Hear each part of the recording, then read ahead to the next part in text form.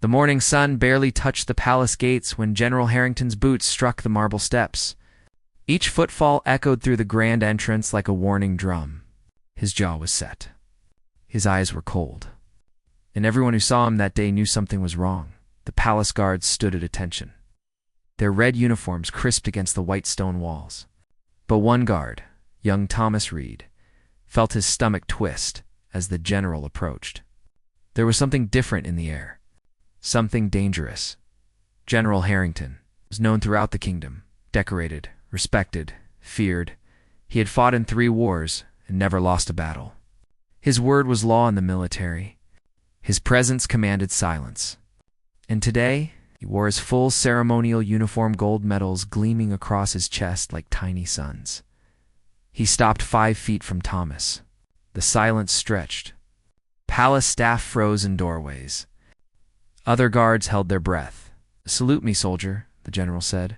His voice was quiet. Too quiet. Thomas stood perfectly still. His rifle rested against his shoulder. His eyes looked straight ahead. He did not move. If you're watching this story unfold, make sure you're subscribed, because what happens next will leave you speechless. Hit that subscribe button so you never miss moments like these. The general's face darkened. "I gave you an order." Still, Thomas did not salute. A crowd began to gather. Servants whispered behind pillars. Junior officers appeared on balconies above. Everyone knew what this meant. Refusing a general's direct command was not just disrespect. It was career suicide. It could mean prison. In wartime, it could mean worse. "Do you know who I am?" The general's voice rose now, sharp as broken glass. "Yes, sir," Thomas replied. His voice was steady, but his heart hammered in his chest. "Then salute. Now." Thomas swallowed hard. His hands trembled slightly, but he kept them at his sides. "I cannot, sir." The words hung in the air like smoke. Gasps rippled through the crowd. One of the senior guards, Captain Morris, stepped forward, his face pale. "Reed, what are you doing?" "Salute the general immediately." But Thomas shook his head. "Just barely." Just enough to be seen, General Harrington's hand moved to his belt. Not to his weapon, but to something else. A folded paper. He pulled it out slowly, deliberately. "You refuse a direct order from a superior officer. In front of witnesses? Do you understand what you've just done?" "Yes, sir," Thomas said. His voice cracked slightly. "I understand." The general stepped closer. So close Thomas could see the fury in his eyes. So close, he could smell the leather and gunpowder on the man's uniform. "Then give me one reason why I shouldn't have you arrested right now." Thomas finally moved. Not his hands. Not his feet. Just his eyes. He looked directly at the general for the first time. And in those eyes was something unexpected. Not defiance.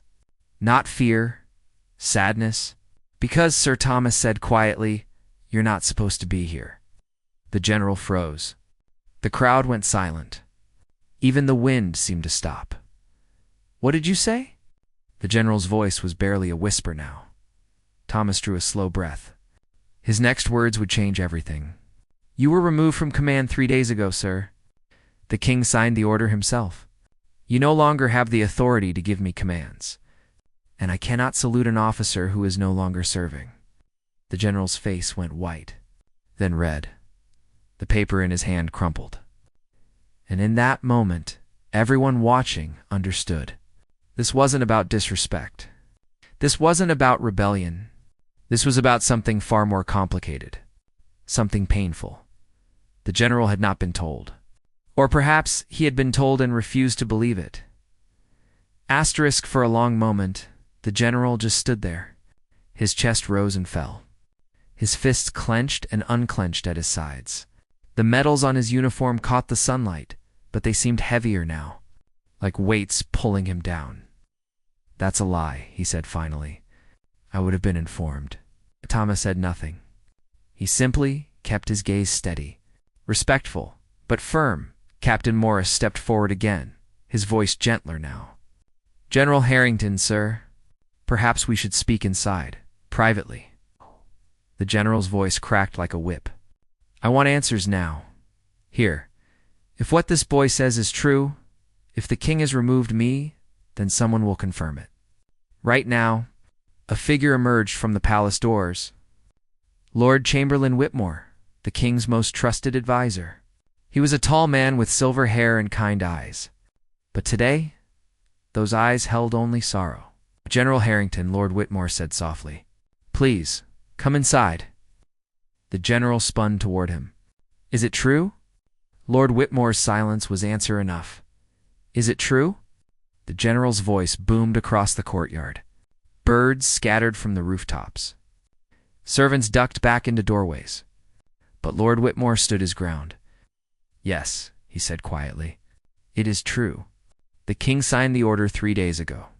Your resignation was requested. When you did not respond, your commission was terminated. I am deeply sorry, General, but you are no longer in command. The general staggered backward. Just one step. But it was enough to show the crack in his armor. Why? The word came out broken. I have served this kingdom for 37 years. I have bled for this crown. I have buried men under my command. I have sacrificed everything. Why would the king? It was not a judgment of your service, Lord Whitmore interrupted gently. Your record is without equal. Your loyalty has never been questioned. Then why? The general's voice was raw now. All the authority stripped away. Just a man, confused. Hurt Lord Whitmore glanced at the crowd. At the guards watching. At the servants listening from windows above.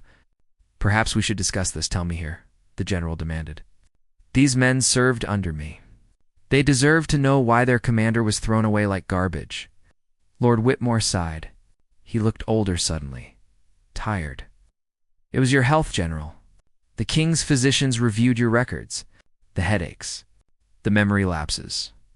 The episode during the state dinner last month, the general's face went pale. That was nothing. I was tired. You collapsed, Lord Whitmore said quietly. You did not remember it afterward. The doctors say it is getting worse. They recommended immediate retirement. For your safety. And for the safety of the men who serve under you. Silence fell like a hammer. Thomas felt his throat tighten. This was not what he expected. Not defiance or corruption or disgrace. This was something sadder. Something more human. The general shook his head slowly. No, I'm fine. I just need rest. A few weeks? You gave orders to shell our own position last week, Lord Whitmore said. His voice was gentle but firm. During the training exercise, you called in artillery coordinates on our troops. Thankfully, it was only an exercise. But if it had been real, the general's knees seemed to buckle. He caught himself on a pillar. His breathing was ragged now. I don't remember that. I know, Lord Whitmore said. And that is precisely why the king made this decision. Not out of anger. Out of love. You have given everything to this kingdom, and the kingdom will care for you now. But you cannot continue in command. Surely you must see that. The general looked around the courtyard. At the guards standing at attention. At Thomas, who still had not moved. At the palace walls that had been his second home for decades. And slowly, something in his face changed. The anger drained away. The pride crumbled. What remained was exhaustion. In grief, I am a soldier, he whispered.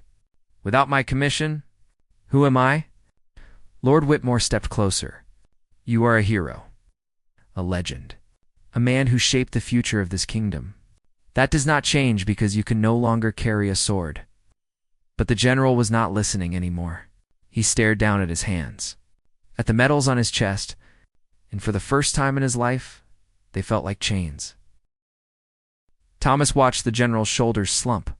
It was like watching a mountain collapse. This man had stood tall through wars, through loss, through decades of impossible decisions. But now he looked small, fragile. Well, I wanted to tell you myself, Lord Whitmore continued, but you did not answer the summons. You did not come to the king's office when requested. We sent 3 messengers. We even sent Colonel Davies, your oldest friend. But you turned them all away. The general's voice was hollow. I thought I thought it was about the budget disputes, the arguments with the council. I didn't think he stopped. Swallowed hard. I didn't think they would cast me aside. No one is casting you aside, Lord Whitmore said firmly. The king himself asked me to extend his personal gratitude and his hope that you will accept the estate in the countryside, the pension, the honorary title. You will want for nothing, except purpose, the general said bitterly. Except the only thing I have ever known. Captain Morris stepped forward again. His voice was rough with emotion. Sir, you taught me everything. You've saved my life in the border campaign. You are the greatest officer I have ever known. That does not end today. That lives on in every soldier you trained, every battle you won, every life you saved. But the general just shook his head. You don't understand? None of you do. When you are a soldier, as long as I have been, it is not just what you do, it is what you are. Take that away, and there is nothing left. Thomas felt something crack in his chest. He had prepared all morning for this moment. He had rehearsed what to say if the general demanded a salute. He had steeled himself for anger, for threats, maybe even violence. But he had not prepared for this. For witnessing a man's entire world crumble, the crowd in the courtyard had grown. Palace staff, junior officers, even some civilians who had been passing by. They all stood in silence, watching a legend break apart in front of them. I should have known, the general muttered, more to himself than anyone else. The signs were there, the missing days, the confusion. I thought I was just tired. I thought, he laughed, a bitter, broken sound. I thought I was invincible. Lord Whitmore placed a hand on the general's shoulder. You are still the man who turned the tide at Silver Ridge, who negotiated the peace treaty that saved thousands, who built this kingdom's army into the finest force in the region. Your legacy is secure. Legacy, the general spat the word. What use is legacy when you are still alive to watch yourself become useless? Thomas couldn't stay silent anymore. Sir, if I may, the general's eyes snapped to him. Sharp again. Dangerous. You. The guard who refused me. Sir, you knew. This whole time, you knew that I was finished. Thomas nodded slowly. We were briefed yesterday. All the palace guards. We were told that you might come, that you might not accept the decision. We were instructed to treat you with respect, but to remember that you no longer hold rank. I did not refuse you to hurt you, sir. I refused because it was my duty. The general stared at him for a long time. Then, to everyone's surprise, he laughed. Not bitterly this time. Just tired. Duty. Even now, duty comes first. I suppose I trained you all too well. You taught us to honor the truth, Thomas said quietly. Even when it is hard. Especially when it is hard. That is what I am doing now. The general's eyes glistened. He blinked rapidly, looking away. The truth, yes. The truth is I am old. Sick. No longer fit for command. The truth is, my mind is betraying me. The truth is, his voice broke. The truth is, I should have seen it coming. I should have stepped down with dignity. Instead, I forced the king's hand, and now I stand here, humiliated, in front of the very men I once led. Not humiliated, Captain Morris said firmly. Never humiliated.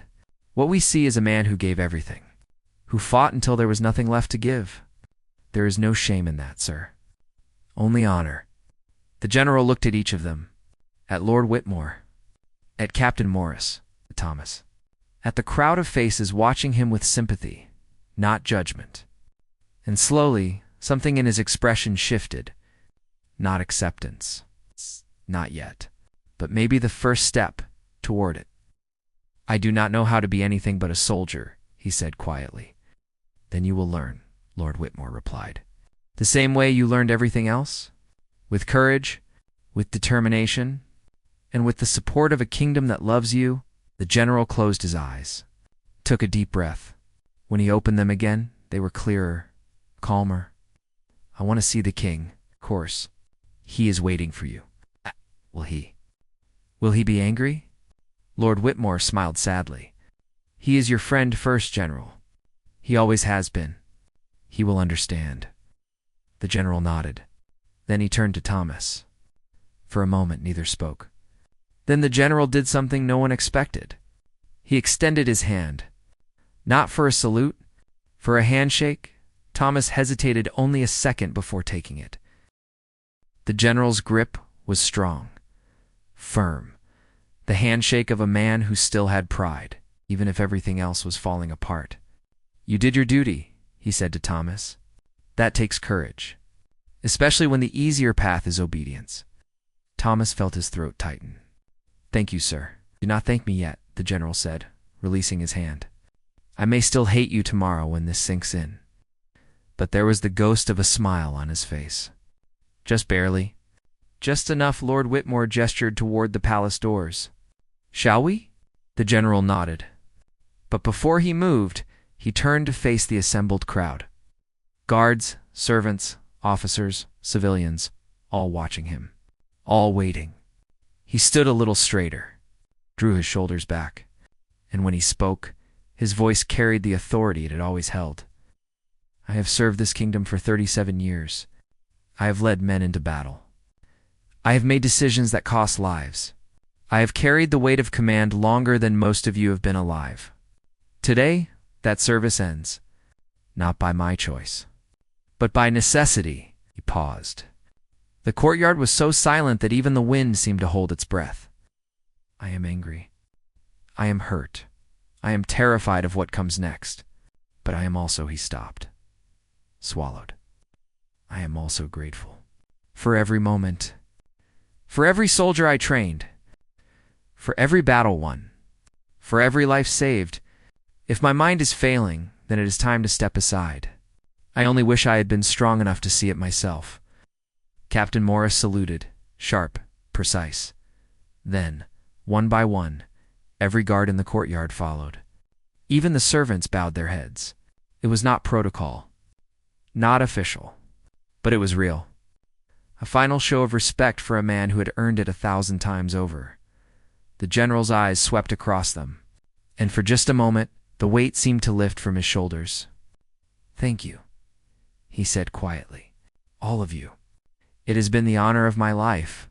Then he turned and walked toward the palace doors.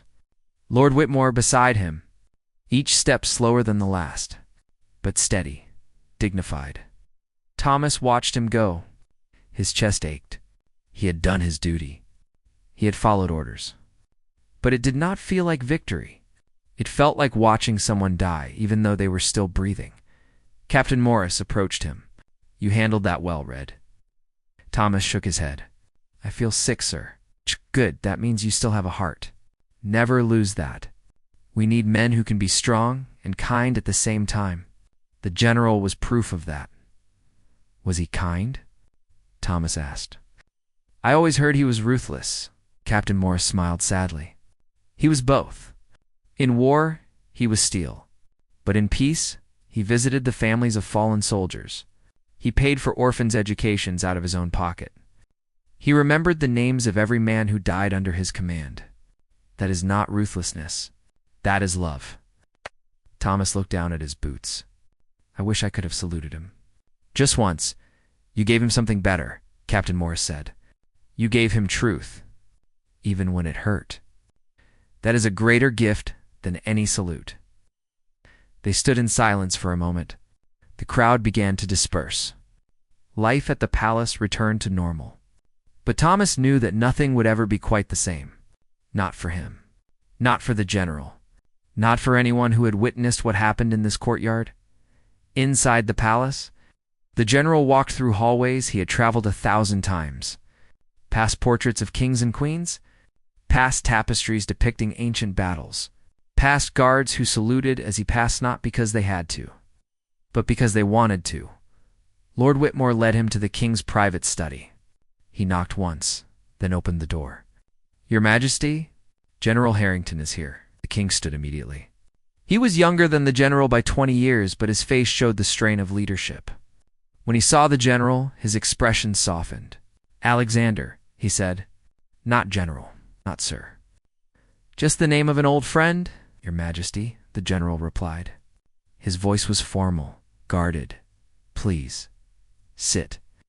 The king gestured to a chair by the fireplace. Not the one across the desk where soldiers sat for reprimands, but the comfortable one. The one reserved for equals? The general hesitated. He looked smaller in the chair, older. The king poured 2 glasses of wine, handed one to the general, then sat across from him. For a long moment, neither spoke. The fire crackled.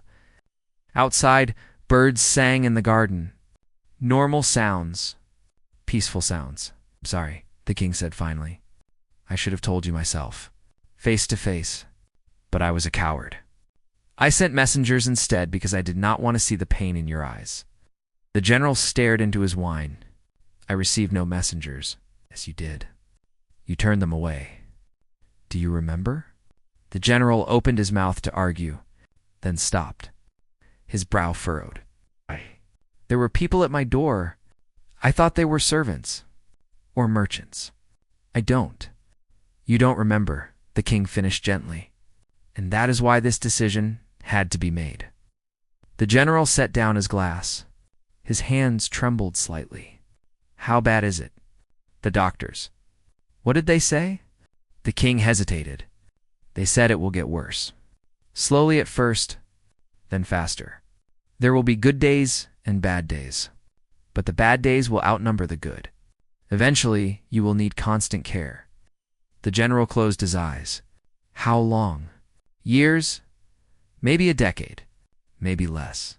They do not know, and there is nothing to be done. No cure. But treatment. Support. Comfort. You will not face this alone, Alexander. I promise you that. The general laughed bitterly. A decade of watching myself disappear? What a reward for a lifetime of service. Not a reward, the king said quietly.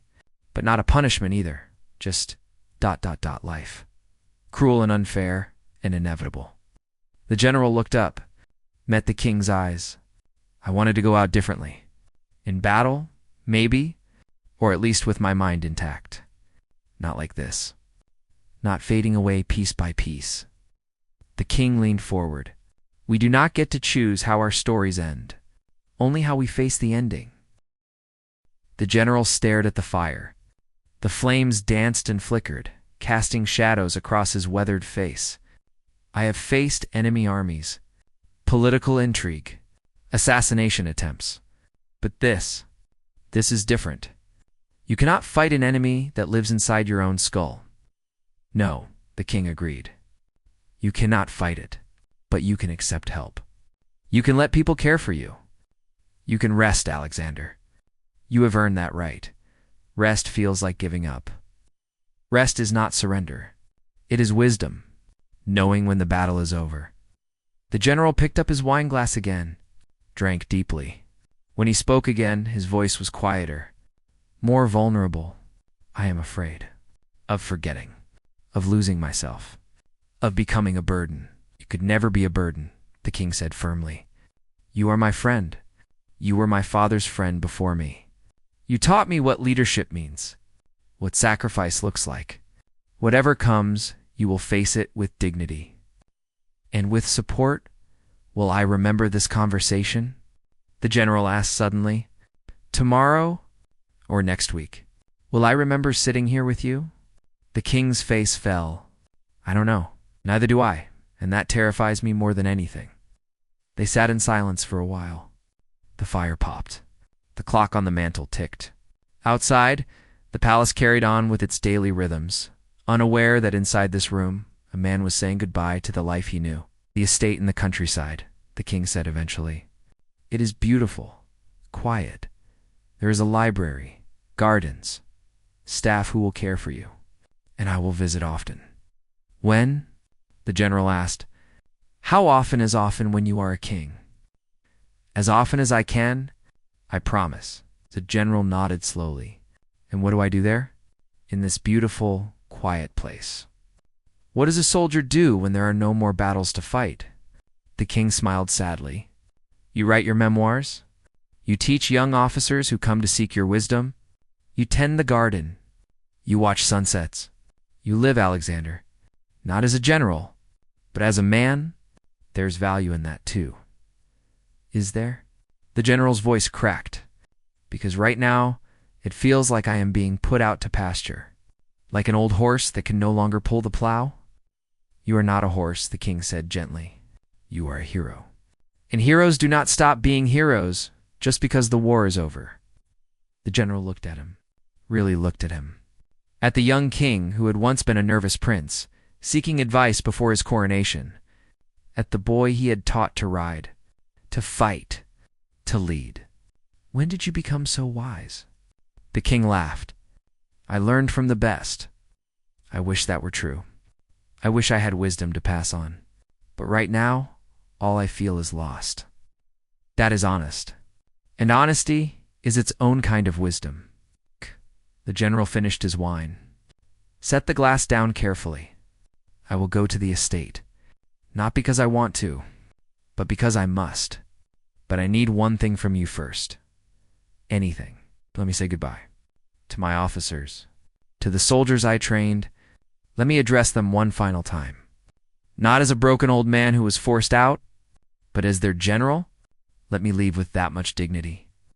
The king considered this.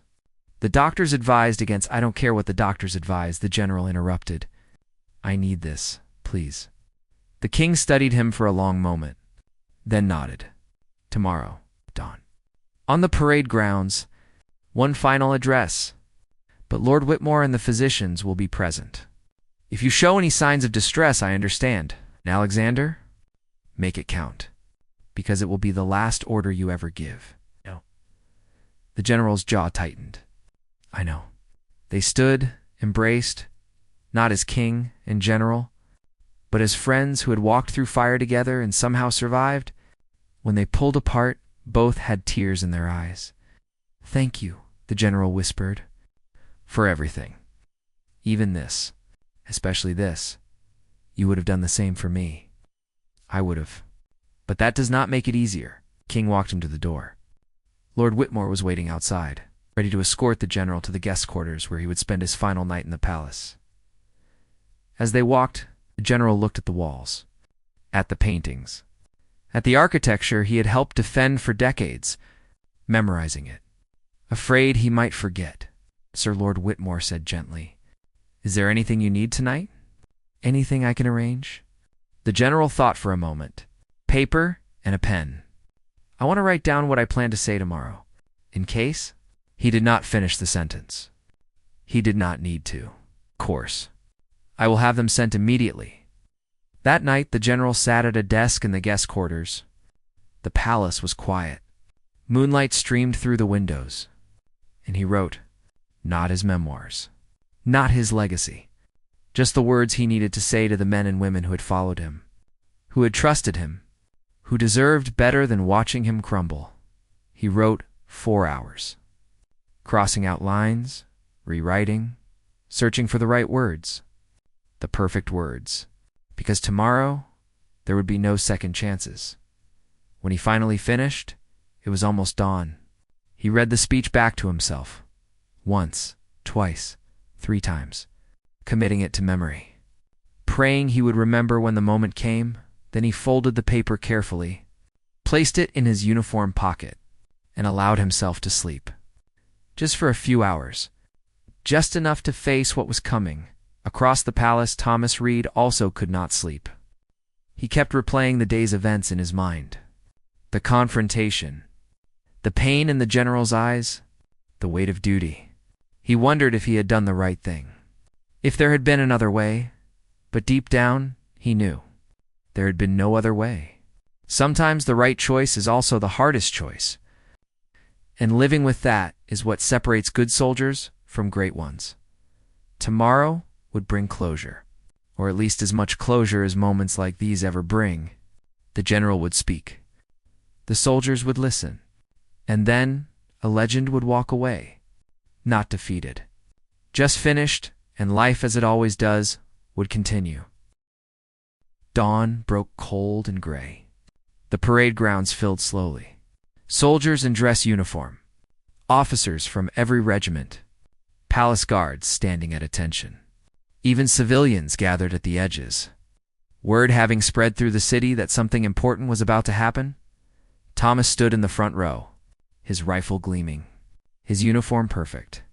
But his heart was racing. Around him, men and women whispered nervously. They had heard rumors that the general was ill, that he was leaving, that this would be his final address. Captain Morris moved through the ranks, ensuring everyone was in position. His face was grave. He stopped briefly beside Thomas. Whatever happens today, he said quietly, remember it. This is history. Trumpet sounded. The crowd fell silent. All eyes turned to the palace steps. The general emerged. He wore his full ceremonial uniform. Every medal, every ribbon, his sword at his hip, his hat perfectly positioned. He looked, for a moment, exactly as everyone remembered him. Strong, commanding, unbreakable. But Thomas could see the truth. The slight tremor in his hands. The way his eyes seemed to search the crowd, as if making sure it was real. The hesitation in his step before Lord Whitmore gently touched his elbow, guiding him forward. The king stood to one side, not on the platform. Not taking center stage? This moment belonged to the general, and the general alone. The general climbed the steps to the speaking platform, each step deliberate, measured. When he reached the top, he turned to face the assembled crowd. Hundreds of faces, thousands of memories. He reached into his pocket, pulled out the folded paper, looked at it. Then, to everyone's surprise, he folded it again and put it away. I wrote a speech, he said. His voice carried across the grounds. Still strong, still clear. I spent all night perfecting it, finding the right words, the proper sentiments. But standing here now, looking at all of you, I realize that speeches are for politicians, and I have never been anything but a soldier. A few nervous chuckles rippled through the crowd. Most of you know why I am here. Some of you witnessed what happened yesterday at the palace gates. The rest have heard rumors. So let me be clear. I am leaving, not by choice. Not because I want to, but because my body's betraying me, my mind is failing, and the king in his wisdom has decided that I can no longer serve. Murmurs spread through the crowd. The general raised a hand. Silence fell immediately. He is right to do this. I did not want to believe it. I fought against it. But the truth is undeniable. I am not the man I was, and all of you deserve better than a commander who cannot remember his own orders, who might, in a moment of confusion, endanger the very people he has sworn to protect. He paused, looked down at his hands, then back up. I have been a soldier for 37 years. It is all I know, all I am, or at least all I thought I was. But yesterday, a young guard taught me something important. Thomas felt every eye turn toward him. His face burned, but he kept his gaze forward. He refused to salute me, not out of disrespect, but out of duty, because I no longer held rank. And in that moment, I was furious, humiliated, broken, but he was right. He did his duty, even when it hurt, even when it would have been easier to simply obey. That is the kind of soldier I have spent my career trying to create. Men and women who think, who question, who do what is right, not just what is easy. The general's voice grew stronger. So I stand before you today not to say goodbye, but to say thank you. Thank you for following me into battles we should not have won. Thank you for trusting me with your lives. Thank you for becoming better than I ever was. You are the finest soldiers I have ever known, and whatever comes next, that will never change. He descended the platform steps, slowly, carefully, and then he did something no one expected. He moved to the front row, stopped directly in front of Thomas, and saluted. Sharp, perfect. The salute of a soldier, honoring another soldier. Thomas's hands moved automatically. Returning the salute, his eyes stung with tears he refused to let fall. Thank you, the general said quietly. Just for Thomas. For showing me that duty matters more than pride. Then he moved down the line, saluting every guard in the front row. Then the next row, and the next. It took 20 minutes. His hand never wavered. His form never faltered. And when he finished, he returned to the platform one final time. "I leave you in good hands," he said. "Captain Morris will assume temporary command until a permanent replacement is appointed. He is everything a leader should be. Trust him as you trusted me. Follow him as you followed me. And remember, being a soldier is not about rank. It is about honor, courage, sacrifice, and knowing when to step aside so that others can lead." He removed his hat, placed it over his heart. "It has been the honor of my life to serve with you. All of you. May fortune favor you in battle. May wisdom guide you in peace. And may you never forget that strength is not the absence of weakness. It is the courage to continue despite it." The general replaced his hat, descended the platform, and walked toward the palace gates. Not rushed, not defeated, just ... finished. As he passed, every soldier saluted. Not because they had to, but because they wanted to. One final show of respect. One final acknowledgement that this man, broken as he was, had given them everything. The king stepped forward, placed a hand on the general's shoulder, and together they walked through the gates, toward the carriage waiting beyond, toward the countryside estate, toward whatever time remained. Thomas watched until the carriage disappeared from view. The parade grounds slowly emptied, soldiers returning to duty, officers dispersing, life moving forward. But Thomas stood a moment longer, remembering, honoring, understanding that he had witnessed something rare, not a defeat, not an ending, but a transition. From one chapter to the next, Captain Morris approached him again. "How are you feeling, Reed?" "Sad," Thomas admitted, "but also ... grateful that I got to see that, to be part of it." Good, hold on to that feeling. Because someday, years from now, someone will ask you what the general was like, and you will be able to tell them. Not the legend, but the man, flawed, human, and all the more heroic because of it. Thomas nodded. They stood together in silence. The sun broke through the clouds, warming the cold morning. A new day beginning, somewhere in the countryside. The general would start learning how to live a different life. Slower, quieter, maybe even peaceful. He would have bad days, days where he did not remember, days where fear and confusion overwhelmed him. But he would also have good days, days where he could still laugh, still tell stories, still be himself. And in the palace, the soldiers he trained would continue their duty, carrying forward the lessons he taught, the values he instilled, the legacy he built, not through monuments or statues, but through the way they served, the way they led, the way they treated others. Because that is what true legends do. They do not live forever, but their impact does, in the hearts of those they touched, in the lives they changed, in the moments they created.